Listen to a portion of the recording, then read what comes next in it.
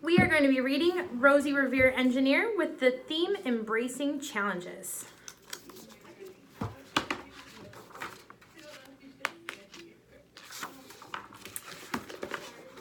This is the story of Rosie Revere, who dreamed of becoming a great engineer. In Lila Greer's classroom at Blue River Creek, young Rosie sat shyly, not daring to speak.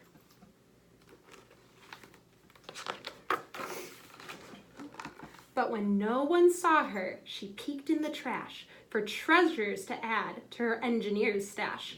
And late at night, Rosie rolled up her sleeves and built in her hideaway under the eaves.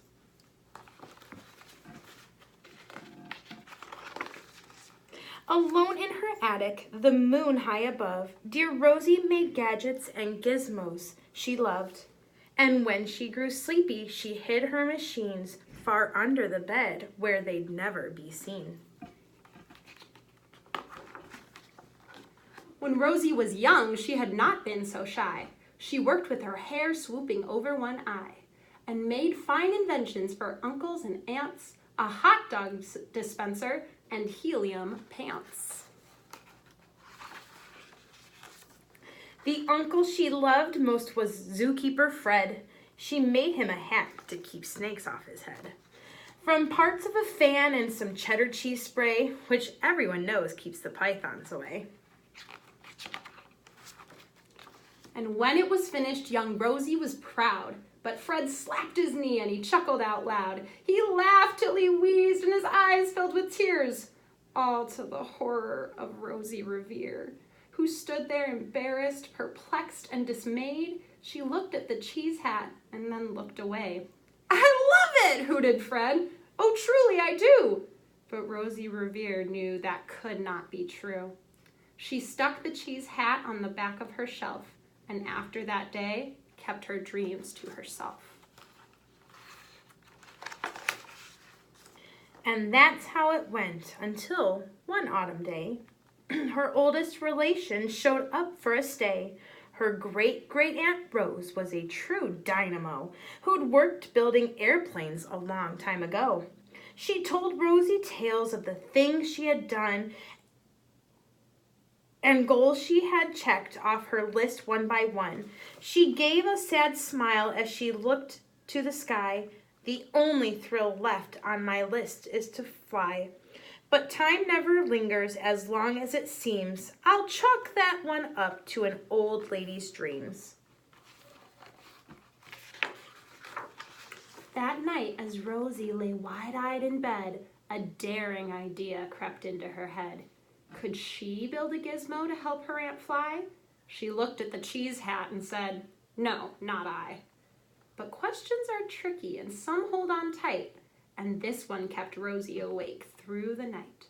So when dawn approached and red streaks lit the sky, young Rosie knew just how to make her aunt fly.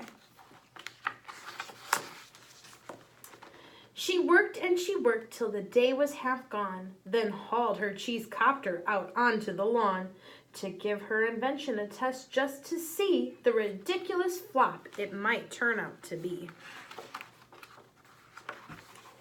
Strapped into the cockpit, she flipped on the switch. The helio cheese copter sputtered and twitched.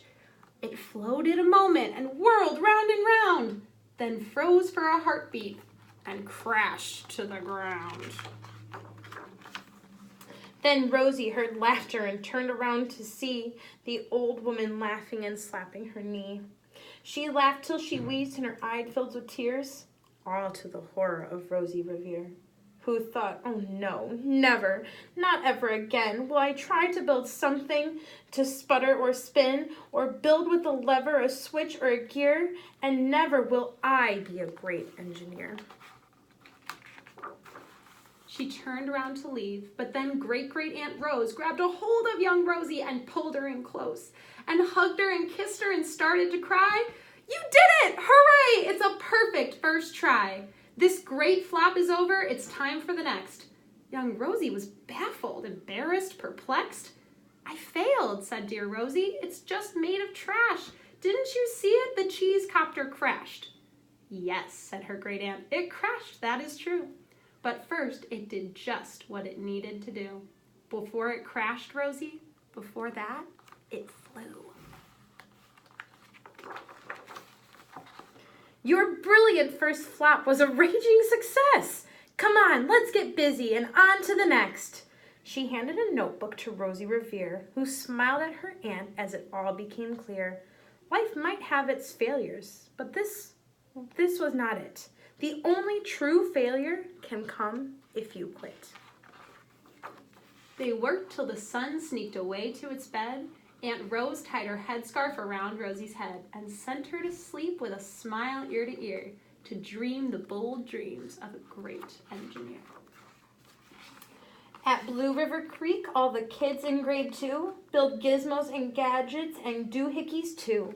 With each perfect failure, they stand and cheer, but none quite as proudly as Rosie Revere.